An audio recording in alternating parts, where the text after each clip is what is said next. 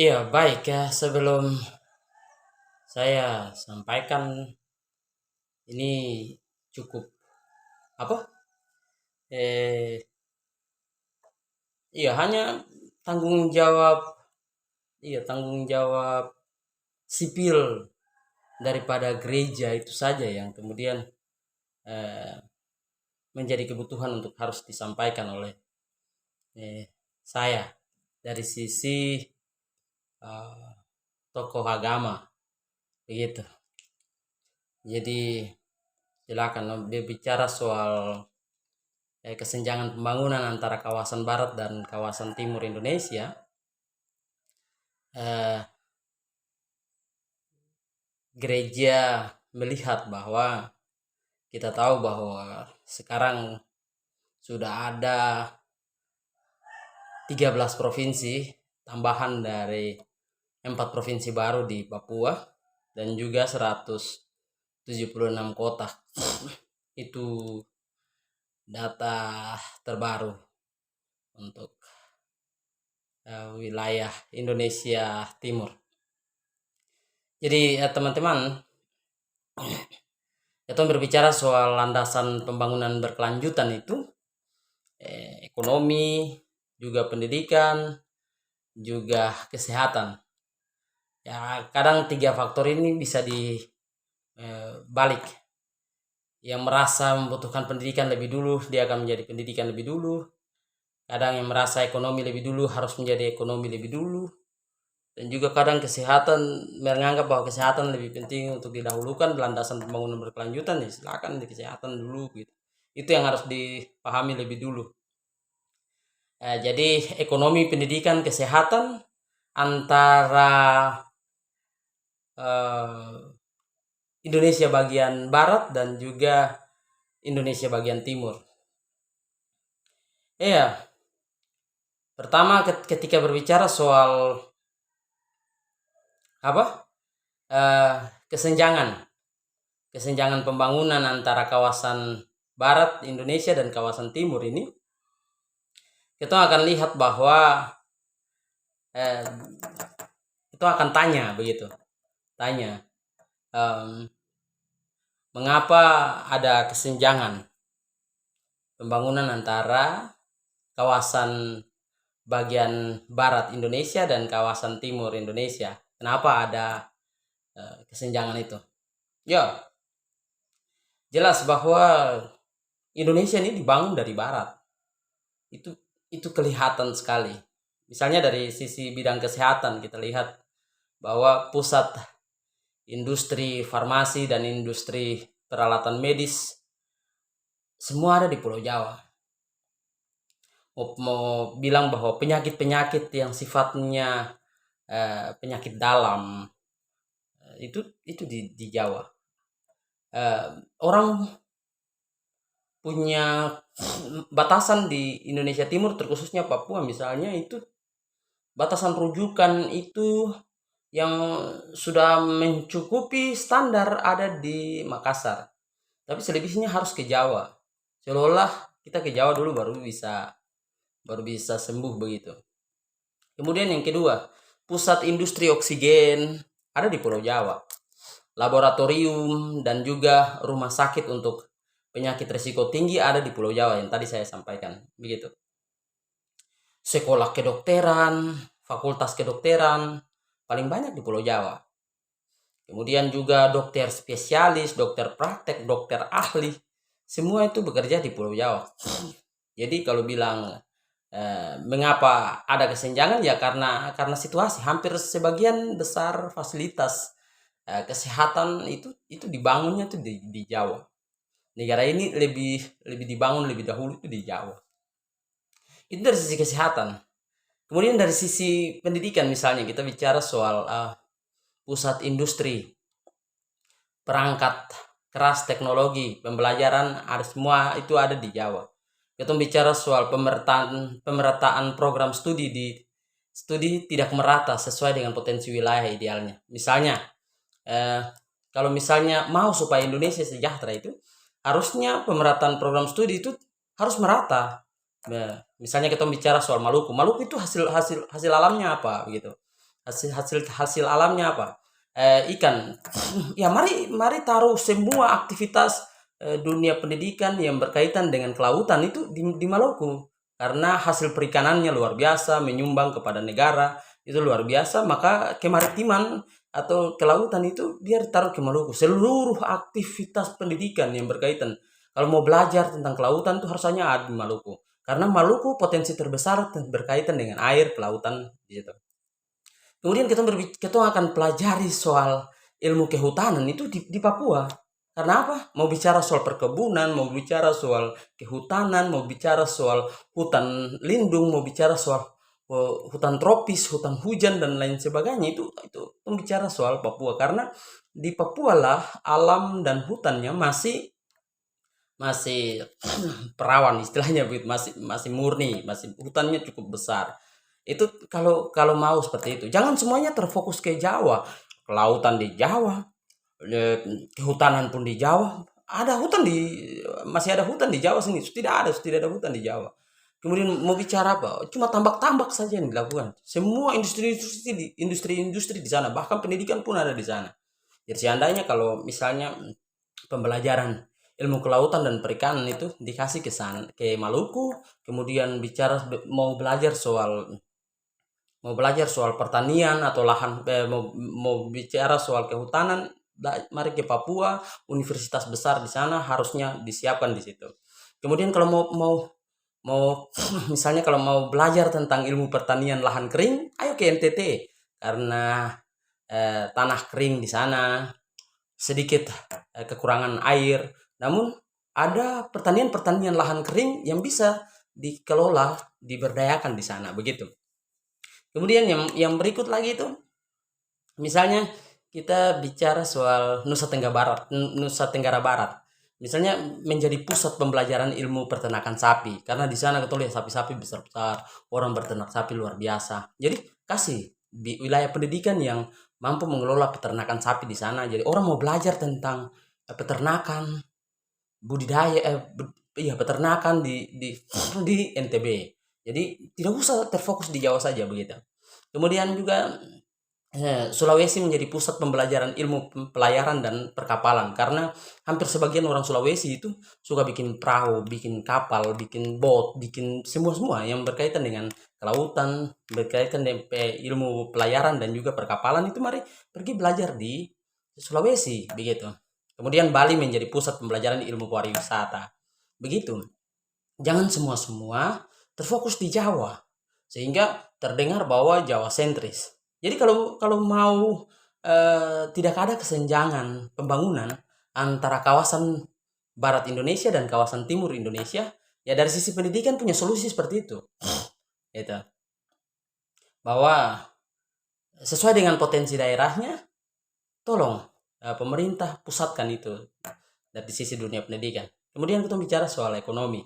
Eh, Kenapa sampai ada kesenjangan antara wilayah barat dan juga wilayah timur Indonesia terhadap dari sisi pembangunan ada kesenjangan? Ya dari sisi bidang ekonomi kita juga bisa lihat bahwa pusat produksi ekonomi di hampir semua ada di Pulau Jawa, gitu. Mau ekonomi industri kah, mau ekonomi pertanian kah, mau ekonomi pedesaan kah, ekonomi kreatif kah, ekonomi perkotaan kah, ekonomi media kah, ekonomi transportasi kah, ekonomi kesehatan kah, ekonomi koperasi kah, ekonomi UMKM kah, semua itu pusatnya ada di Pulau Jawa. Ya imbasnya cuma hanya macam anak-anak cabang itu ada di daerah-daerah, di wilayah-wilayah provinsi yang di wilayah bagian timur. Itu sedikit-sedikit saya. Tapi selebihnya itu ada di sana. Semua aktivitas pusat ekonomi itu ada di sana. Ya kalau kita bicara soal misalnya LNG Tangguh, tetapi juga Freeport, ya itu proses untuk misalnya kita bilang smelter apa segala macam itu tidak di sini, misalnya begitu. Itu tidak di sini. Oleh sebab itu eh, kita lihat bahwa dari sisi ekonomi pun ada kesenjangan konteksnya seperti itu. Bahwa yang kemudian yang berikut adalah penyerapan tenaga kerja dari level bawah, menengah, dan atas paling banyak di Pulau Jawa. begitu. Kemudian sektor UMKM dikuasai oleh pedagang migran dari luar, terutama Pulau Jawa. Pedagang besar di kawasan timur Indonesia, investornya dari Jakarta, Surabaya, dan Bali. Begitu.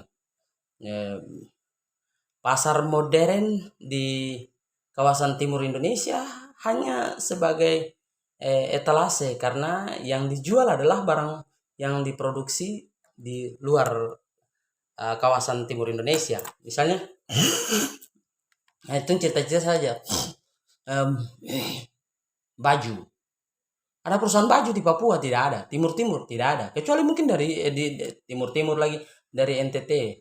Dari NTT tidak ada. Itu semua dari diekspor dari Surabaya, dari Makassar, dari ya paling mentok itu Makassar yang ekspor, bawa barang masuk ke sini. Tapi paling Surabaya, terus Tanjung Priuk.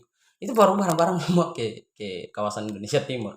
Baru kemudian dipakai semua di ekspor barang. Jadi kita cuma macam etalase tempat eh, jemput, penyimpanan, kemudian pasarkan, begitu saja. Jadi tidak ada barang-barang apa.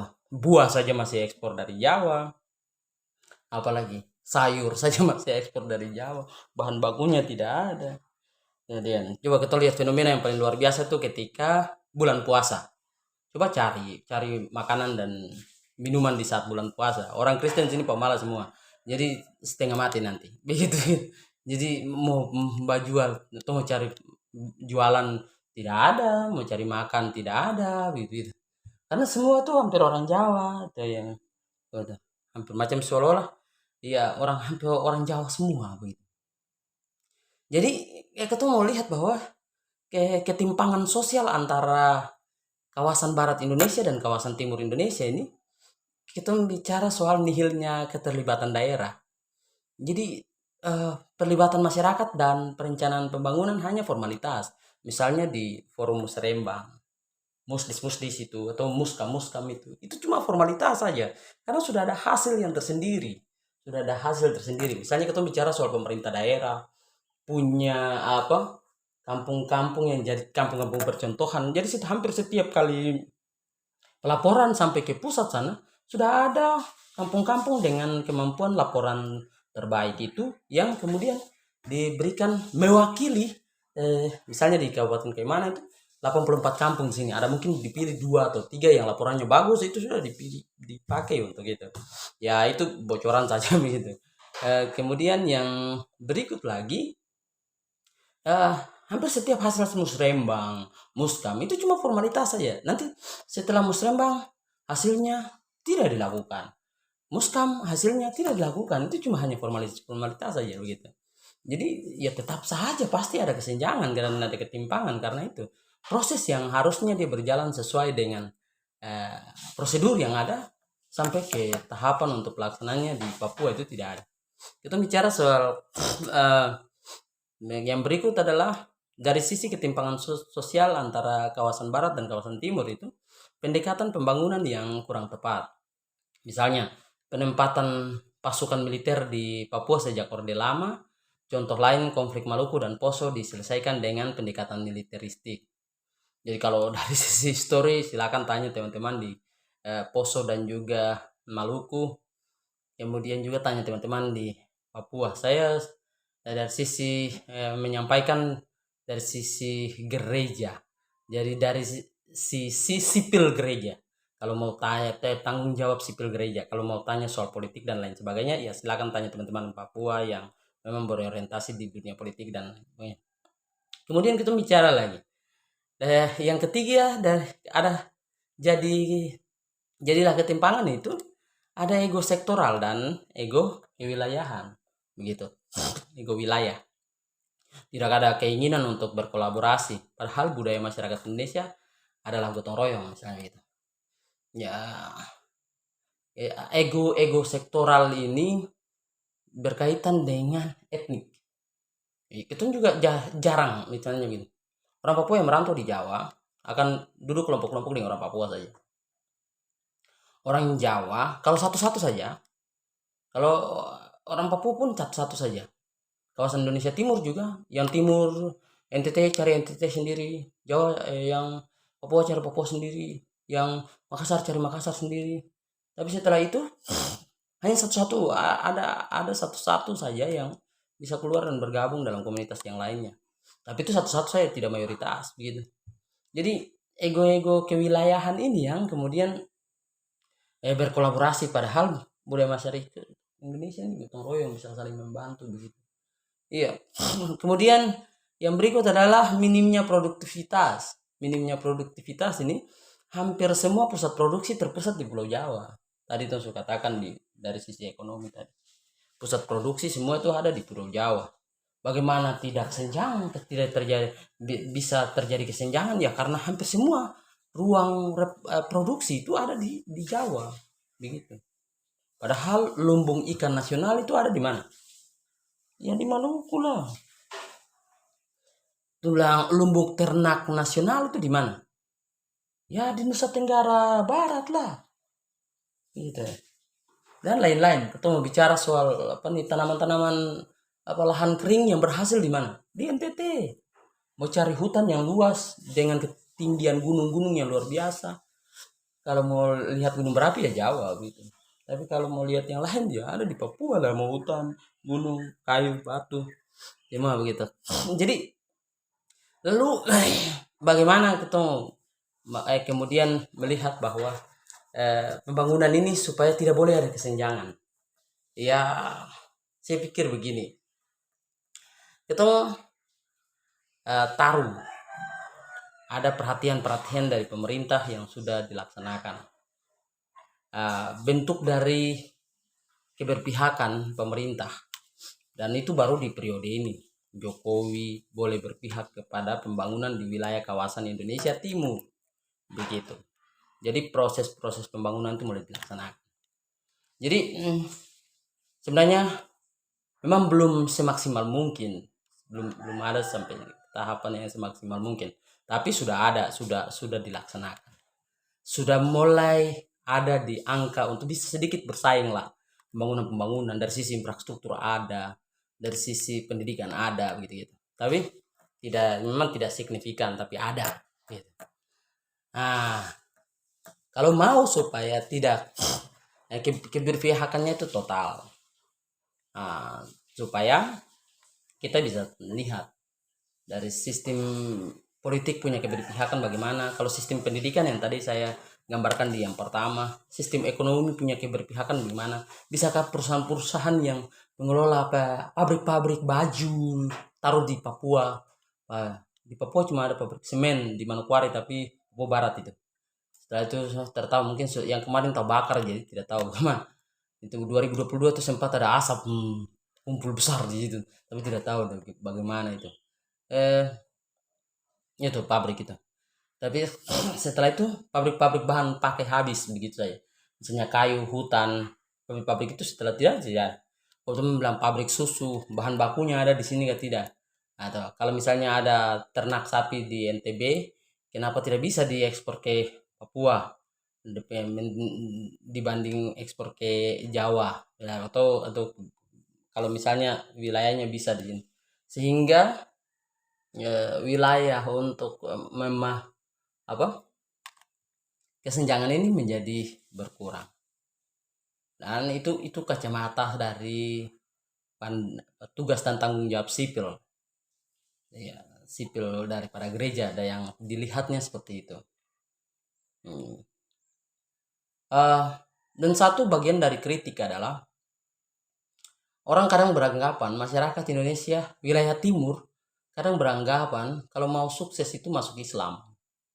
Itu bagian yang kita masih terkooptasi dengan situasi itu.